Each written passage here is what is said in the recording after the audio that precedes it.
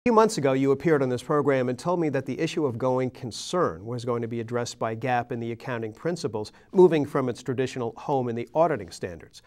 Does that mean, John, that auditors are going to have less of an interest in going concern than they did in the past? The audit standards associated with going concern did not change, even though the going concern guidance is now in the accounting literature. So what we have in effect is going concern guidance in generally accepted accounting principles, and we have going concern audit requirements in the audit literature. So the result is that the auditors have no less responsibility today than they had before. In fact, some will argue that given the state of the economy, that the going concern issues that the auditor has to deal with today are greater and more complex than what they may have been before. Keep in mind that when we do a going concern test, we're doing a predictive test. We're predicting out 1 year as to whether we believe the entity is going to be here or not during that 1 year period.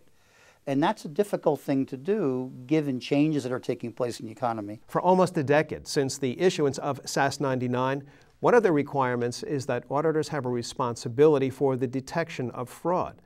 But isn't there a relationship between the incidence of fraud and bad economic conditions? Fraud risk itself is a never-ending problem.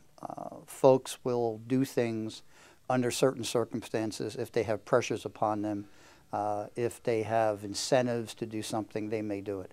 We've talked in the past about the concerns many of us have about the ending of the recession and then the discovery of frauds that may have taken place during the recession.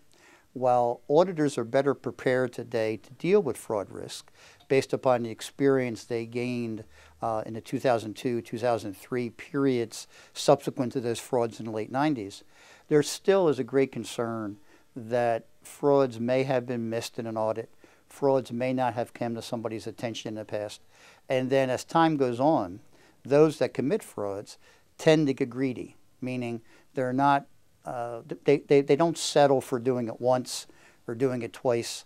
They continue to do it because they believe they can get away with it. And the reality is the more they commit fraud, the more likely it will be discovered at some point because the numbers simply get too big.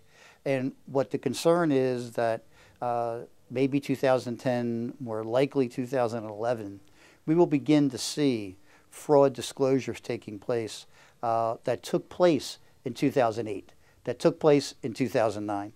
And auditors have to be, and they are, very much aware of that potential for fraud risk to take place.